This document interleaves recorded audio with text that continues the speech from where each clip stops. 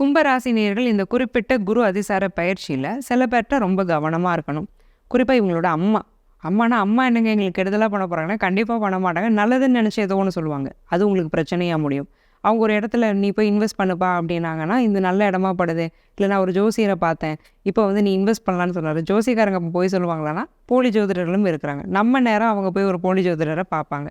So அந்த மாதிரியான விஷயங்கள்லாம் அம்மா மூலமாக டைரெக்டாவோ இன்டைரக்டாவோ அவங்களையே அறியாமல் சில பிரச்சனைகளுக்குள்ளே உங்களை போய் மாட்டி விடுறதுக்கான வாய்ப்பு இருக்குது. மேரேஜ் விஷயங்களில், இன்வெஸ்ட்மெண்ட்டில், பிஸ்னஸில் இது எதுலேயுமே அவங்கள கலந்து யோசித்து முடிவெடுக்காமல் நீங்கள் தன்னிச்சையாக முடிவெடுத்துக்கிறதுங்கிறது நல்லது. அம்மா மட்டும் இல்லை, அம்மா வயதில் உள்ள பெண்கள், சித்தி, பெரியம்மா, அம்மா வயதில் இருக்கிறாங்கன்னா அவங்ககிட்டையும் கொஞ்சம் கவனமாக இருந்துக்கணும். ஆல்ரெடி வார்த்தையினால பிரச்சனை வரும்னு சொல்லியிருக்கோம். அவங்க கூட பிரச்சனை வர்றதுக்கான வாய்ப்புகள் ரொம்பவே அதிகமாக இருக்குது. ப்ளஸ் புறம் பேசுதல்னு சொல்லுவாங்கள்ல, ஒரு சில பேருக்கு வந்து காசிப் பேச ரொம்ப பிடிக்கும். அவங்க நம்மளை சூஸ் பண்ணியிருப்பாங்க. சில நேரம் கும்பம் நல்லா தான் பேசும்.